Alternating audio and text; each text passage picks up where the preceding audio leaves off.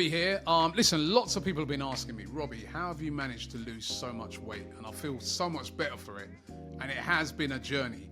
But these two little things here, Optimum Day and Optimum Night, have really, really helped me on my weight loss journey.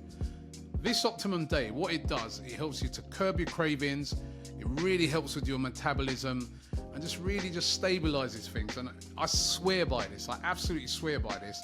And then the Optimum Night, what this one does, I take these before I go to bed at night, helps you to have a much better, deeper sleep, makes you relax, makes you sleep, and makes your body recover. And these pills, I mean, listen, they're not magic pills, but they're all natural, and they have really, really helped me in my weight loss journey, and I really, really swear by them. So if you want to get your hands on these, scan the QR code in the description right now, or click the link down below, and you can get 70% off your first order with the Optimum Day and Optimum Night by Oxford Natural.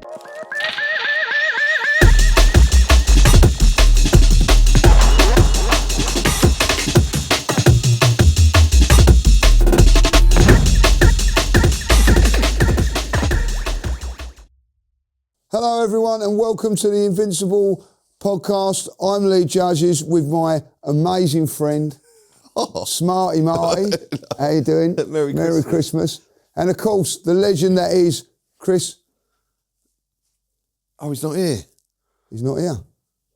Unfortunately, Chris can't be with us today because he's done his back in, obviously, like jumping over all those penalties yesterday, I suppose, But look, listen, I wish Chris... It's all them Christmas presents he was wrapping, he was going to bring in. Or bringing them in or whatever, there was a rumour that he was Father Christmas. Yes. I don't know, and that's why he's not here, he's got a job to do tonight. I don't know if that's true, but I will say this, I do wish him the best, I wish him well, I know what it's like to have a bad back, But the reason we're in very, very early was on his demands. We are in early.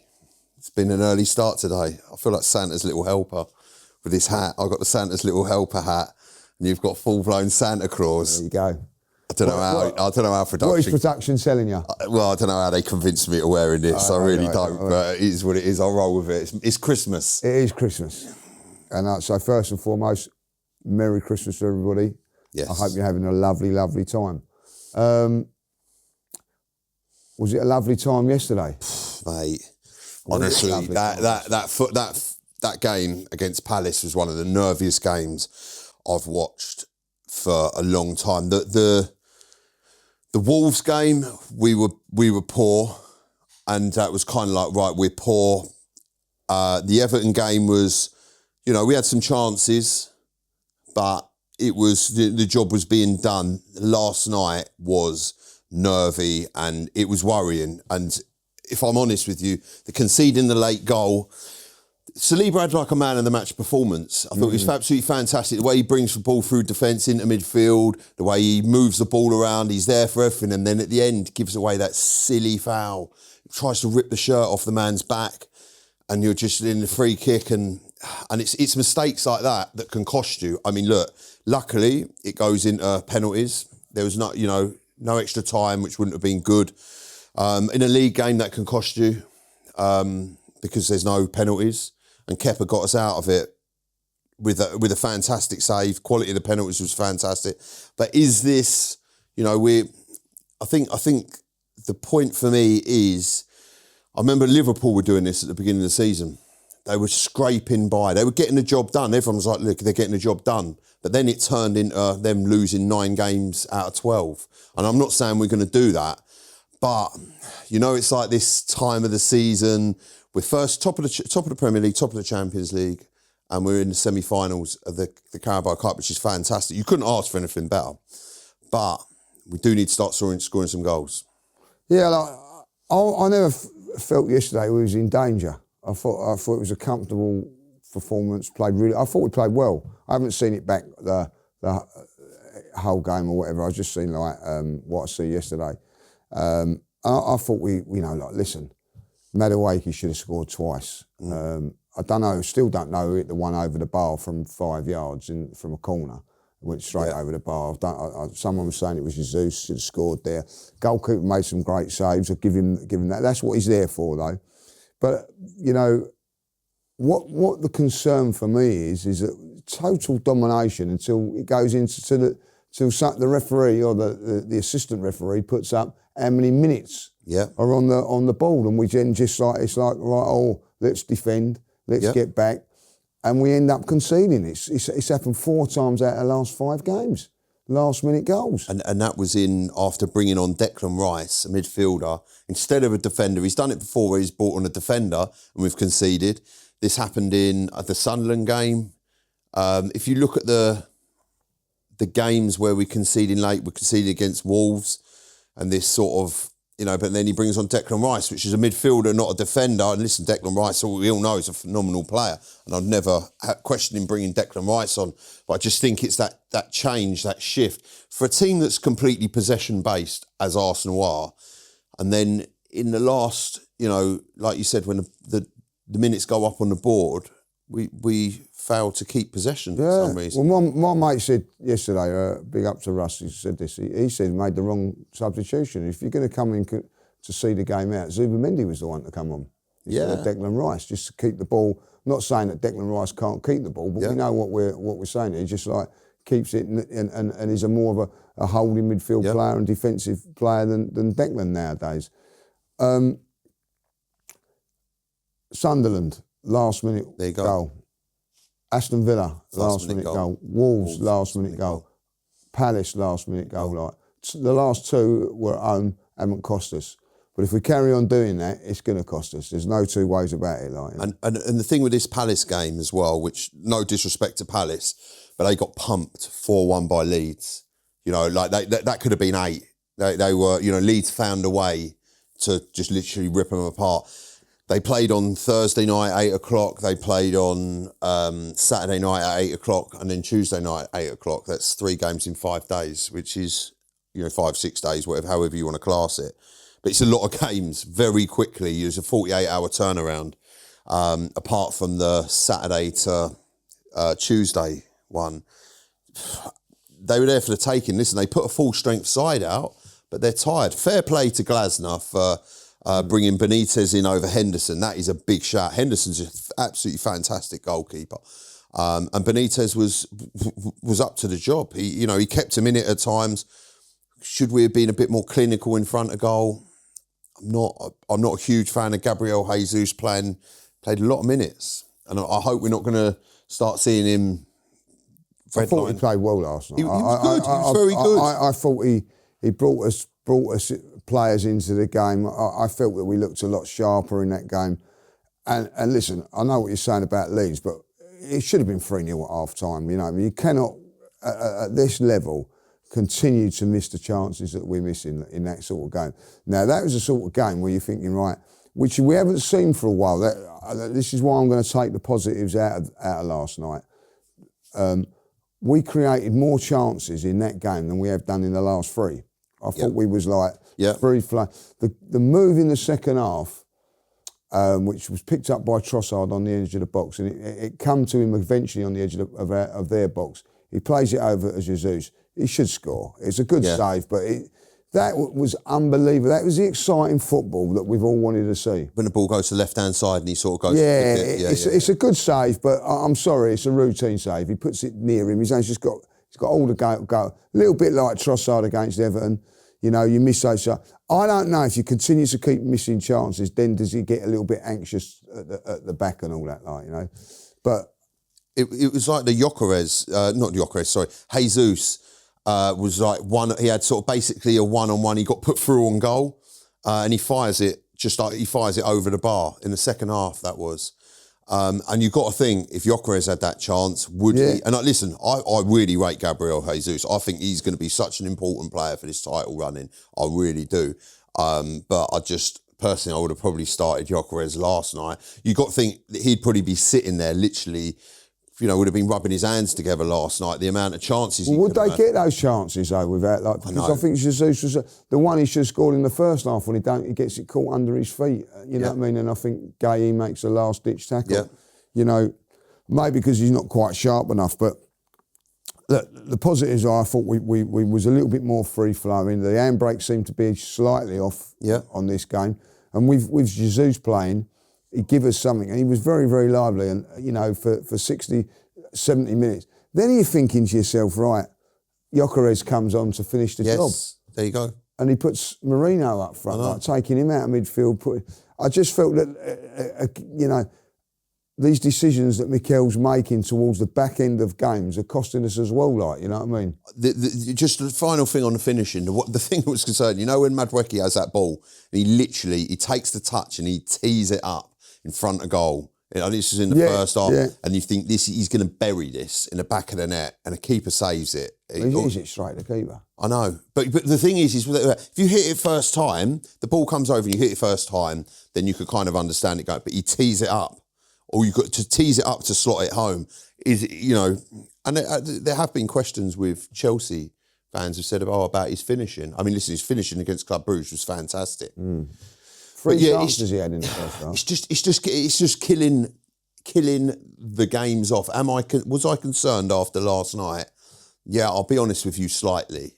Listen, I believe in this team. I think it's a fantastic team. It's a fantastic squad. We've got the depth and the players that come in. I was really impressed with Norard last night. Yes, I thought he's phenomenal. Right, because I thought, he ain't played hardly that. The last time he played was centre back, wasn't he? Like a couple of games. That was Bruges. Yeah, Bruges. Yeah. Played last night.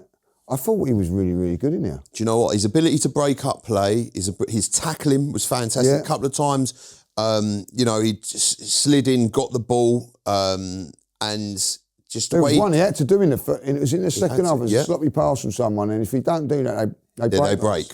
And he made a sliding tackle. Yeah, so he done the time for a player that's not match fit. He just slotted in seamlessly.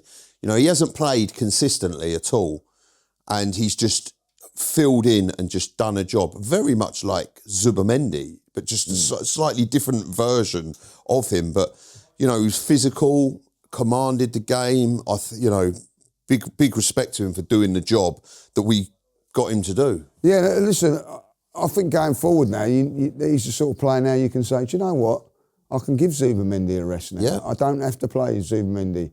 I think he's the sort of replacement for Zubimendi. You could actually play him and Zubimendi together if you want to leave Declan Rice out. But I felt like yesterday, you deserve more game time. So I think he done really, really well yesterday. I thought another player was very, very good, was Calafiori at central defence. Was good. I just think it's getting better and better from not a dodgy start last season. I didn't think he was as bad as what a lot of people made out him to be, but there were a few mistakes in his game. He's just sharpened up in every area of the pitch, isn't he? And I thought he was really, really assured there at central defence. I thought he was, listen, defensively we were good. I would have liked to have seen a little bit more from Eze yesterday. Yeah, I know what you're saying. I was surprised he actually took him off. Really? Yeah, because I thought we could have gone with a little bit like Odegaard and him, but he didn't. You know what I mean? He brought Odegaard on. Odegaard, you can say what you want about Eze and Odegaard. When Odegaard plays, he does what you need him to do. Yeah, he gets around the pitch. He leads the press. He gets on the ball. He's on the ball more than Eze, isn't he? You know what I mean? I have to say. What about Martinelli? Outstanding. He was good, wasn't he? Do you know what? The amount of times he'd pick the ball up and he'd take his marker on down the left-hand side, and it was entertaining. It was what you wanted to see. It was full throttle. It was in your face. There was a lovely little ball. He takes on dinks it over. Just like, oh man, why is someone not there? He set up about 4 opportunities. I know. The cross for Jesus, which was a great header, by the way, and a great save. I have to say that, But what I liked about Martinelli's performance is that it was varied. Yeah. It wasn't just right, I'm going to skin you down the flank. Cutting inside, outside. Cutting inside. Then there was one time when he went to cut inside and then tricked him, and because the one before, he cut inside and crossed it first. So there was a lot of variety to his play. Yeah, there was. Speaking of left wingers, quickly, I just want to ask you something, because there's a lot of talk that Semenyo, you were talking last week about Right, that, you know, linking the Semenyo signing to similar to like the Invincibles buying Reyes. And there's now strong talks that Semenyo's going to City. How do you feel about that? You know, so. You know, if Arsenal don't want to go for him, then I understand it. For me, I think it's we should be in the conversations. Is that a worry? Well, it's going to make them better, isn't it? It's going to make them better. When I look at Man City, I think they're a very, very good team, as we are, like. Yeah. But I think, like, if someone was to say who's the best, got the best squad, I think that we have. I think if you know, it's like playing those sort of trumps games when you was younger, like, you know what I mean? Like, you know, best manager, you know, they win that, like, you know. Skill 9. Skill 9, like pace. Yeah. But then I look at the actual team and I think defence, I think we're better. Midfield, I think we're better. Up front, I think they're better. So you'd be confident in the game of trumps if you had Arsenal against Man City? Well, I think it'd be very even. I don't think there's too much in it. But one of the things that I do think gives us the edge over them is squad depth. Yeah. You know what I mean? They can't rest Haaland as much as they probably would like, certain players. Bringing him in, they can. Yeah. Like, you know what I mean? They can rest Foden, they can rest their wide players. Doku. So they've got, like, Doku, like, you know what I mean? Because he's injured at the moment. So, like, you know, blah, blah, blah, blah, blah.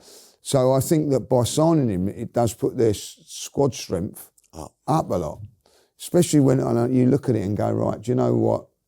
Going into January, going into the transfer window, they're in all 4 competitions. People keep going, oh, Arsenal are on for this and on for that. So are they. Yeah, so are they. They're in the semi-finals of that. They're in the chase for the title. They're still in the Champions League. Not as in a good position as us, but they're in the top 8. Yeah. You know, they're going under the radar a little bit about where they are and what they're doing. Yeah. And they'll be loving that, by the way. But Semenyo just tells me that they're thinking, do you know what, we need this. We need this. We've got the FA Cup. When the business end of the season goes, we're not going to be left wanting. We're not going to be short. So I don't know. Arsenal have made a lot of mistakes over the years, and one of them being, I think, not strengthening in January. You know, like Robbie was saying the other day, which is a good thing. Well, we've done all our business in the summer. We don't need to do it, and there's not a desperation for us to do it. Yeah. There's a difference. But I think when you are calculated, look at it and go, do you know what? That player might get us over the line. That's all I'm saying, like, you know what I mean? Just gives you something different. I look at PSG last season. PSG would never have won the Champions League if they didn't buy the players they did in January. You know? So I just think at the end of the day, there's not a lot between Arsenal and Man City. 2 points, to be honest, you know what I mean? Like, if you want to be precise. But if you want to be precise. But I think that their manager, I think, and it's not having a critic, I'm not having a go at Arteta when I say this, I don't think that he's going to make the same mistakes that we're making at this moment in time. It's like getting jobs done. Like, but listen, he's the last couple of games, his team's got over the line by winning 3-0, by his players scoring the goals and taking the pressure off a little bit. I don't think we did that last night. I think City have won the last 3 games 3-0 as well. They're scoring goals. They look dangerous. They're getting it together. We know what City can do. They've done it before. They've been here. They've got the T-shirt and they've certainly worn it. And they beat Crystal Palace 3-0 at Crystal Palace, by the way. As well.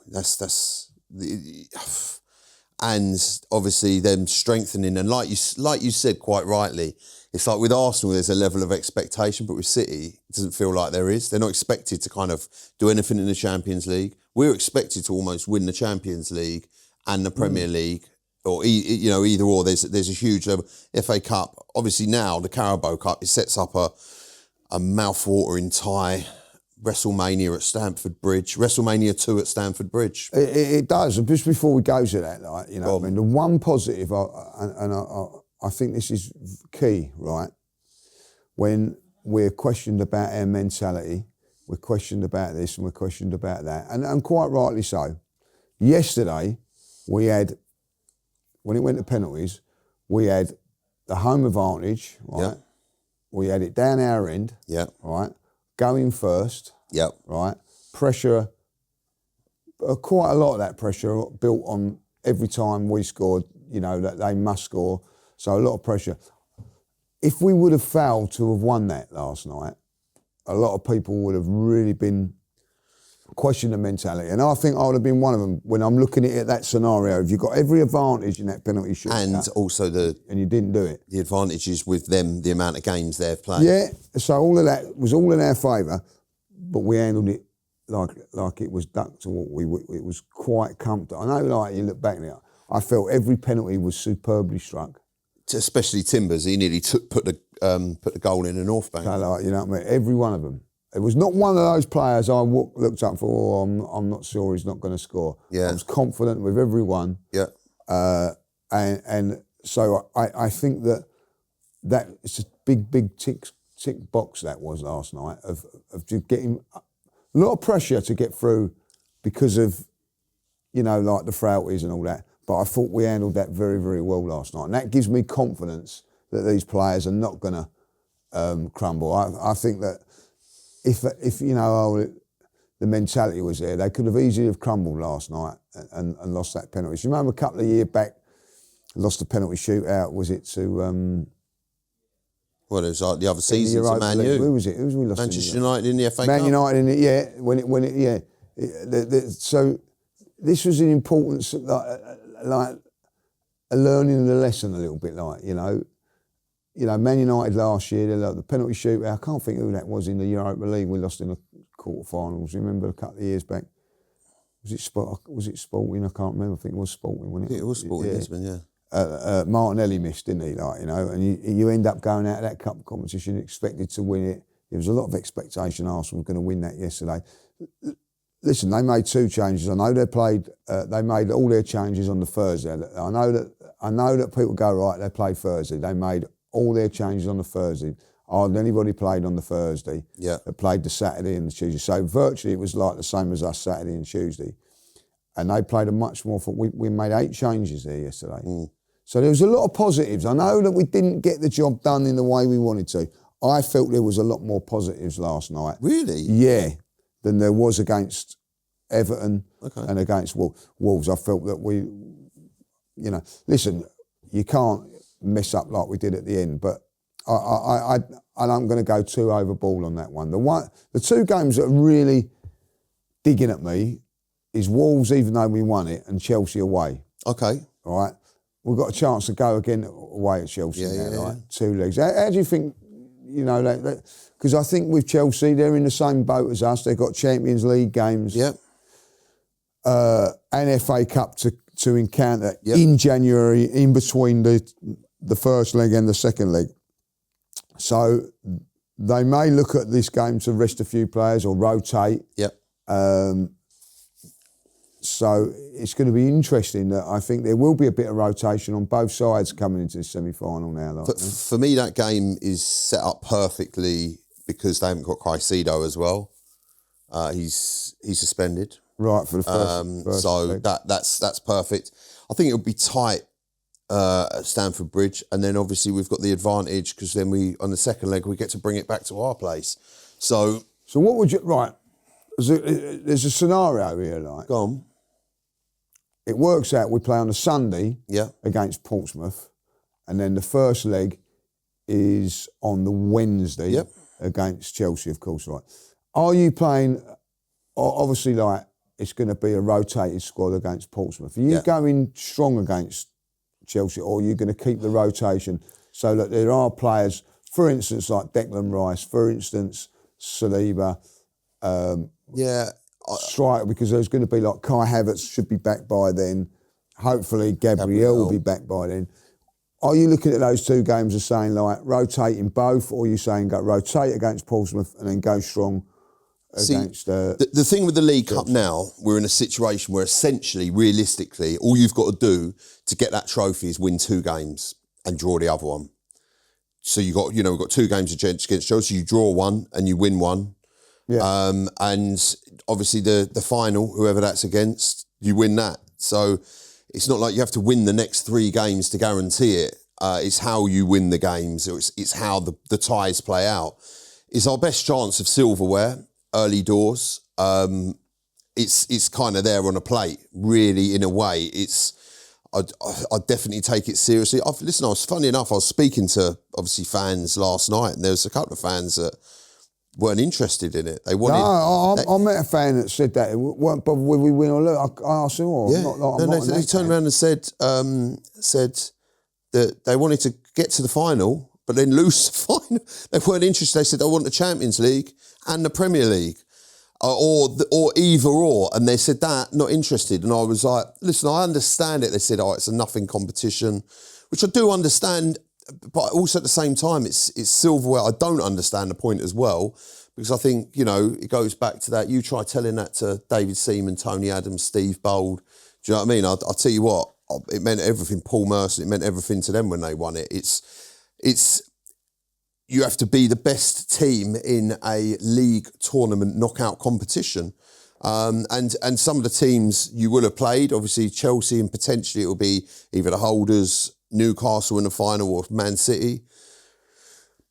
And like I say, get that. I think it'd be great. Listen, it's a day out of Wembley. You get that. I think it would breed, for me, a winning mentality into this current squad. You go and pick that up. It will give them the belief that we can get it over the line. It's a trophy. It's another trophy to the, so it won't just be this 6 years without a trophy under Mikel Arteta. I think it will make the rest of the season a lot easier. And I think it could be the difference between, after that, we could kick on and go and win the Champions League. That's where I see it as well. Yeah. Like, especially if you play Man City in the final, you know what I mean?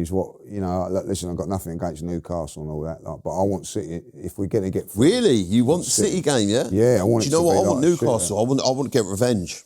Because they done it last year. They done us, like, properly. They done us. We were poor. No, both legs. We were very poor. At their place, that's the first time. It's like Saliba, Gabriel, Raya. 3 finals on the spin. Do you think they're capable of doing that? Newcastle? 2 legs against City?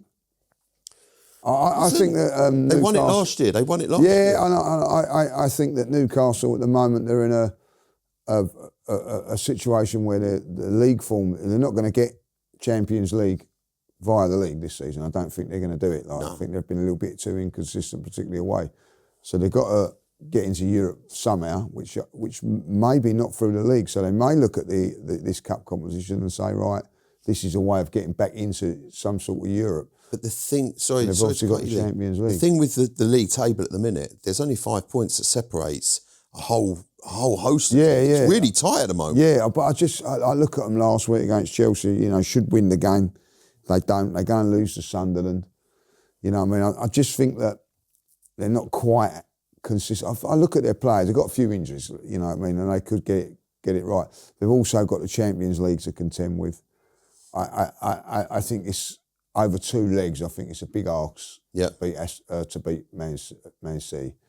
Over 1, I'm not. I think if it was like a final, City versus Newcastle, I'd say because they've done it exactly what we're saying. They've done to Liverpool. Liverpool were flying at the time. Do you remember? They were absolutely flying, and they got them and done them in the final. So they've got pedigree in this competition. They won't want to give it up.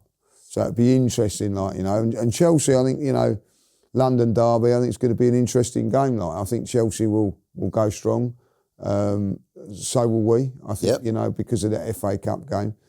But there is an opportunity to for instance, those 2 games. Portsmouth, an interesting scenario. I was thinking about this yesterday. Portsmouth versus Arsenal, and then obviously like Chelsea versus Arsenal. Kepa would be the goalkeeper in both those games. Or are you saying now, hold on a minute, you can play in one or another? Because you're looking at David Raya not playing for about 10 days.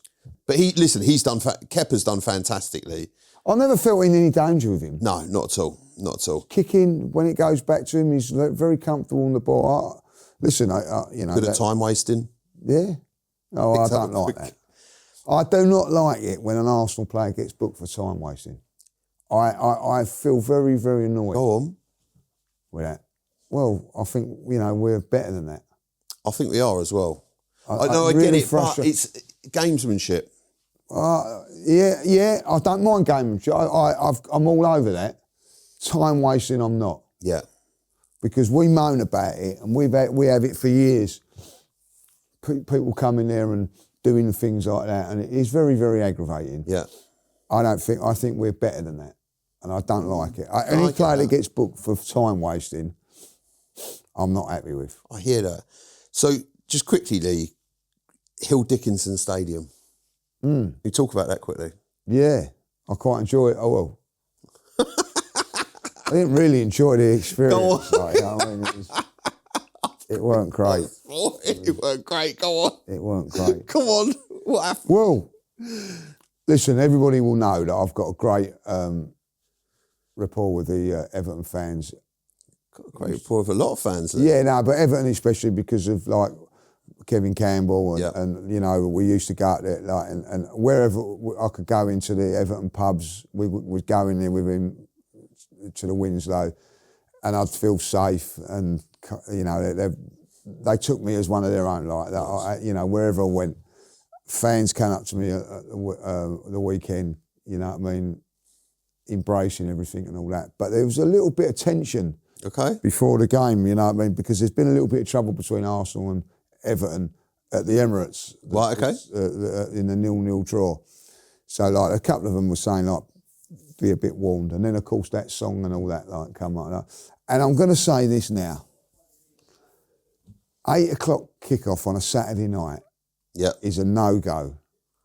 Up there? Well, anywhere, because in the midweek it's all right. You're at work, but I did see a few people a little bit more drunk.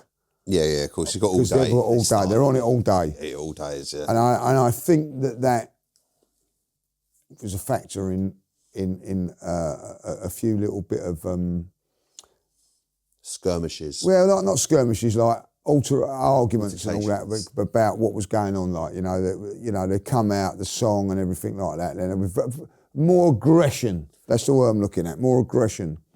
Apparently, I don't know if this is true, but I've heard this of a couple of different people. That song that was sung apparently has been sung for years. Been sung for a very, very long time. Apparently, Man United were the first ones to sing it. So how comes the kick-off this time for it? This is a song that's been going on for about 30 years or something like that. It's been sung. It has been, and there's other ones, and I think there's another song that's even worse than that. It's just. But I think because I've never heard of. Obviously, it's come out how it's come out this year, and I'm like, well, I know I've watched football for 40 years, and I've never heard of it before. So how comes? Well, never heard of the song before. No, I haven't, honestly. Oh no, it's been going around, when you play Liverpool. The thing that may be that it hasn't come out so much because if you're playing Liverpool like we did in August, you're not going to sing that song. But because it's right on Christmas. I think that it's something to do with there. And I do believe it started by Everton Football Club putting up a message for food banks and all that, and of course that's set them off. That sort of set it off, you know what I mean. And I think that once it went once, and the Everton fans found it offensive. I think Arsenal should have just said like that. But of course, the more they got offended, the more they did it. And you know what I mean? But they was very, very vocal about how upset they were about it after the game. Now, listen, I talked to a few Everton fans after the game and said to them, look, yeah, it's a mistake and whatever.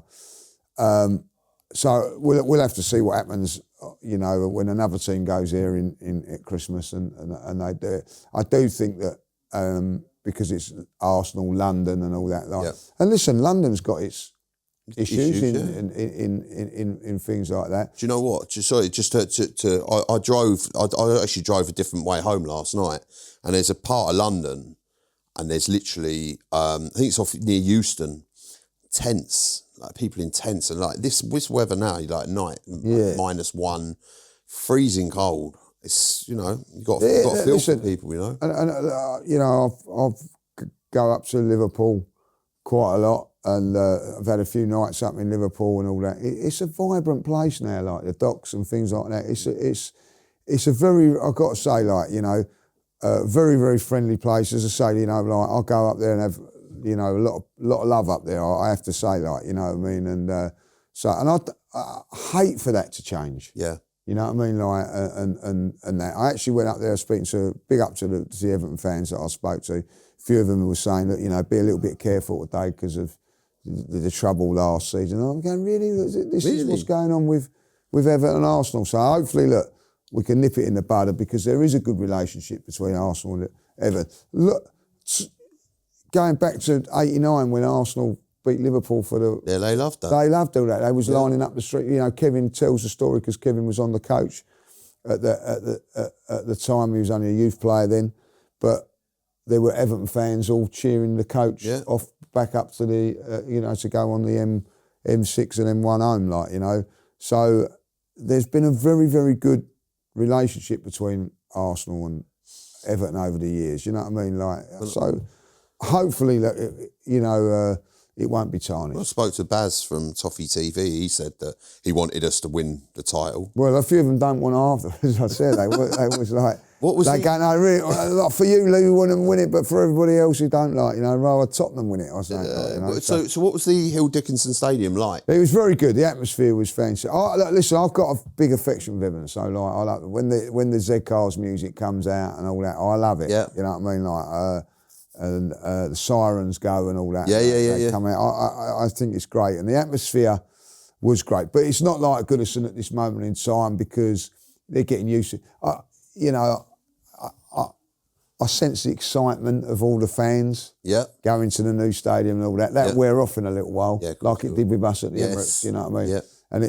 But I think that in 5 years' time, you go back there, there'll be a bit more character to it, a little bit flags more, around and stuff. It looks very concrete at the moment. Yeah, it looks very filled in. It did, like, you know what I mean, and it reminded me very much of the Emirates when we first went there, like, you know. But I will say this: when I'm coming out onto and seeing the pitch and the surrounding, beautiful stadium. Yeah, and you know. Good looking one as well. Do you know what I mean? Like, I mean that, like, Goodison was a little bit run down, like, you know, and I don't want to offend any Everton fans, but it was looking a little bit, this is a nice shiny new stadium, modern stadium, great views, there's no bloody, you know, you go to Everton, there's posts in front of you and all that. Like, I will always have fond memories of Goodison, like, you know. So, it was really good. The seating inside it, from what I can see and what I've seen from everything that I've sort of watched on it and games, looks very much like Tottenham's. Very sort of It's very steep. similar. Yeah. Very similar.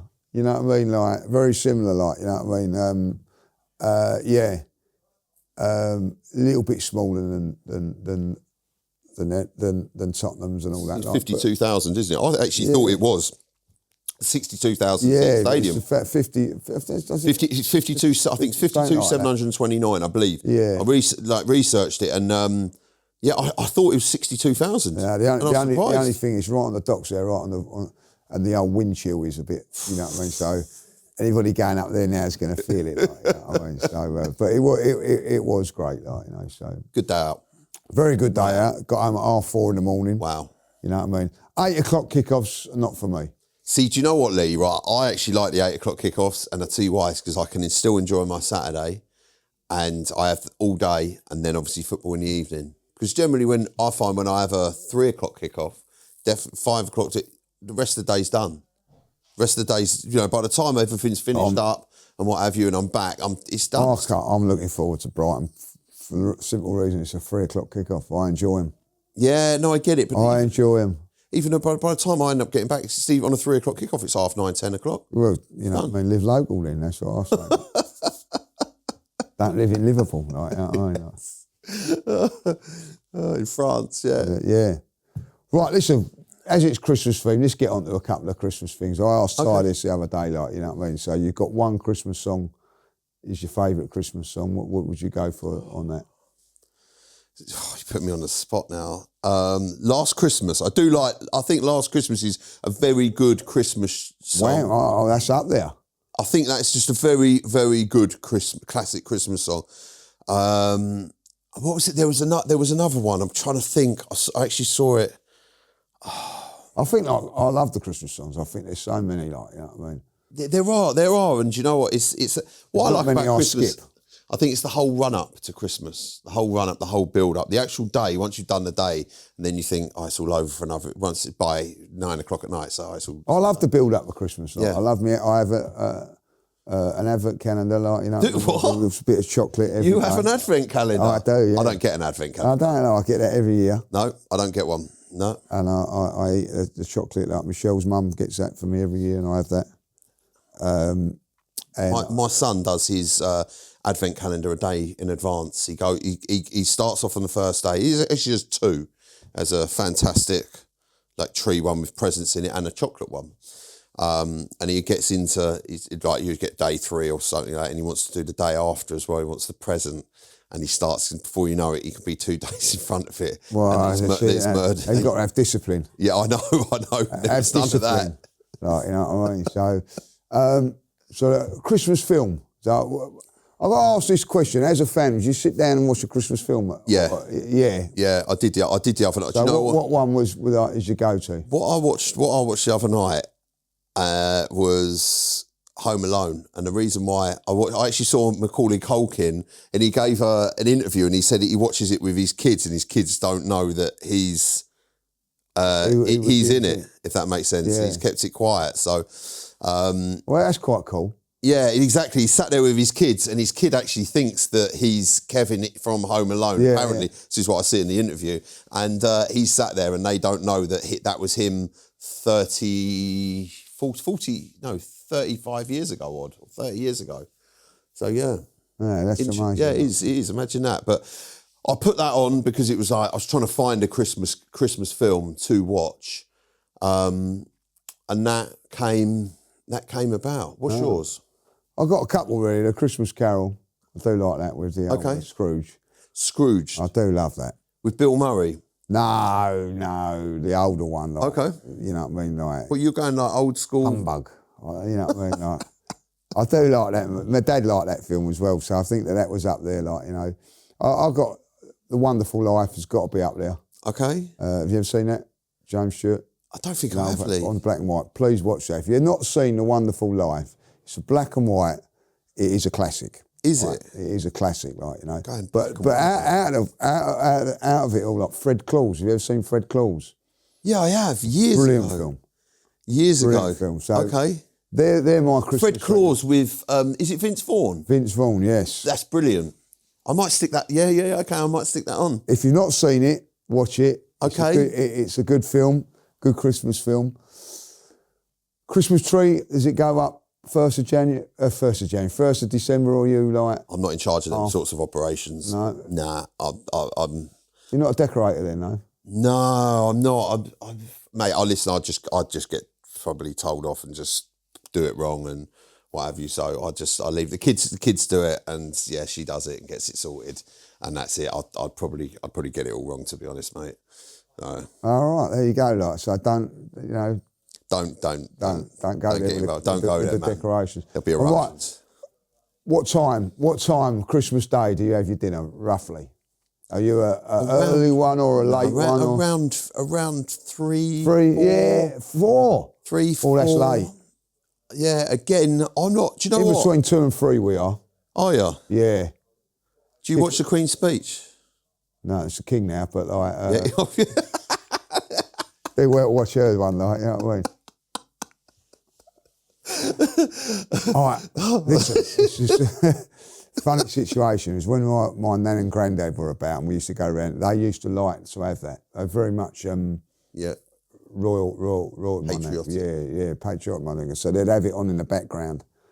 It weren't never one like where they'd go, shush, the King or the Queen's on. Yeah, like, yeah, do you yeah. know what I mean? Like, if it's on, I'll watch it. Like, you know Okay. what I mean? But like, I'm not like that. It was always in on the background, like, you know what Yeah. I mean? Well, you got family coming round? I got like family coming round, yeah, but Okay. like, not like just a quiet one really for me, like, you know. Is it? You know, my brother like lives abroad and he's not coming over. They were good times and bad times when he come over, Why is this? because he's a Spurs fan. Oh, leave it out. Are you all actually serious? And all his kids are Spurs, like, you know. What? Yeah. And one of people will know one of my nephews' name's Kane. Like, can you believe that? Like, you know. So my mum, right? So it'd all be around my house, right? Yeah. and my mum would go to the Spurs shop and buy them all Spurs kits. Really? For Christmas. So you can imagine, they open up their presents. Spurs kits. They've got Spurs, and they want to put them on, don't they? So I had that in my house. Oh, mate. So like, my brother ain't been over for a few years now, and I've had a much better Christmases. You know what I mean? Running around with Spurs kits. You know, like, you get these little pellet gun things. I used to shoot them. Stick them all in the fire. You know, you get those little things with the arrows, don't you? Like, you know what I mean? Yeah. Play with us, Uncle Lee. Yeah, I would love to. Yeah, You know what I mean? Like, you know, with their bloody Spurs. And I don't know what it is with kids. They get, whether it be Arsenal shirts or whatever, like, you know, they love wearing them, don't they? Yeah, of course. Once they've got them on, they don't want to. I said, like, come on, right, take them off now. And they never wanted to take them off. Like. No, don't. Do you know what? It's funny you say that. I remember actually years and years ago, I got the 1990-91 home kit. That was one of my favourite seasons. I got that shirt for Christmas. And I remember then when they'd release one shirt per season. You get one shirt, and then the next year they'd release the away one. Because I remember in that season we had that away one. Yeah, so you had it for 2 years, wouldn't you? Yeah, 2 years. 2 seasons, one shirt, which would be current for 2 seasons. 2 seasons, yeah. Exactly. And then they changed it over. And then there now... should be a law. Yeah, now there's 3 kits every season. Every season. And all the tracksuits, everything, which, listen, are pretty decent, to be fair. But how things change. Yeah. I think that should be a rock. But listen, you know, it's business now, isn't it? Like, you know what I mean? Free shirts and all that, like, you know what I mean? And I remember that Christmas. That was my... like you were saying about kids. Will you get any, like... I always think it's so easy for people to buy for me, because, like, I'll get him an Arsenal. Get him saying Arsenal would be happy, like. I don't really get... Do you know what? I'll be honest with you, I don't really get anything. What do you mean, get anything? Well, I'm at that age. It's the kids get presents. I don't really get anything off of anyone. If I'm honest with you. He's trying to blag someone that feels sorry for him and get him a Christmas present, like, you know what I mean? No, I'm not. No, it's not like I just kind of, you know, you do the buying presents for other people. And yeah, I don't, you know, I get a couple of bits, socks, pants, links. I'm sure there might be a link set in there. You know what, like, I have to say this, like, go on. We go back into the football team, like, and it's always been a thing, like, there's always one, isn't there? Well, I'm not mentioning the players. Oh, let's borrow a bit of your shower gel and all that. Oh, like, yeah, you know yeah. what I mean? I forgot my shower gel and that. Come the first game back, January, you know, they've all got their box sets and they, like, do you know what I mean? It's mad, isn't it? Like, everybody comes out of the ground smelling lovely, like, you know what I mean, with their box sets of stuff and all that, like. And about 3 weeks from now, and it'll be, you got any, they've used it all, like, you know what I mean? Or it's like you get Christmas socks, and it's like, I've probably got about don't buy me 4 or 5 pairs of Christmas socks. Christmas socks. Yeah, but it's like you can only wear them like at Christmas, and it only comes around once a year, so it's quite... You got a Christmas jumper? Yeah, do you know what? I have got I'll wear a Christmas jumper on Christmas Day. Do you? Yeah, it's an Arsenal one. Is it? Yeah. I have got a Christmas jumper. I bought it years ago. It's a Dallas Cowboys one, actually. Yeah. I know. I should have an Arsenal one. I was kind of hoping that maybe you might have got me one for Christmas, Lee. Well, obviously that hasn't materialised, so no. I can always wait another year. I feel bad about that now, like, you know what I mean? What do you get me? I'll take you out for breakfast, mate. Well, yeah, that's very nice. We go to breakfast, son. We've been in here this morning. Do you know what I mean? Kia, I had a cup of coffee or nothing, and then rushed up. Chris Hudson's got a lot of arts for it, like, you know what I mean? Christmas Eve, early, and you know, he's done his back in, or has he, like, you know, or is he pretending? Because he is the real father. You never know. We will find out. We will find out, like, you know. But listen, we've come to the end of the show. We have.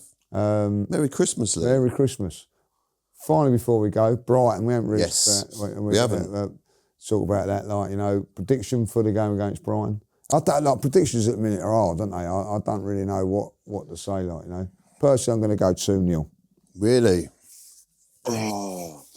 Yeah, I'd like to think 2-0, but will it be that convincing? I don't know. It's just get the win.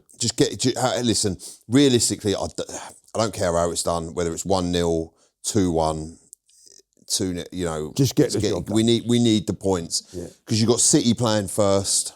I think we're watching that, actually. beforehand on the starting 11. Oh, what, while the game's going on, like, yeah? Yep. I think we are watching that on Saturday, so stay tuned for that. That'll be good fun. We're watching City and... Forest? Yeah, City Forest, yeah. All right. Oh, yeah, we'll be on while we're doing the starting 11. That's it. And then, listen, yeah, we just need to get the job done. They play first if they get the points, and then there'll be 2 points in front of us, and then we've got to get the job done. It's just getting the job done. It's simple as that. No, 8 points, sorry. And 8 exactly points in front of us. Make sure we win the game. That's it. Merry Christmas. Merry Christmas.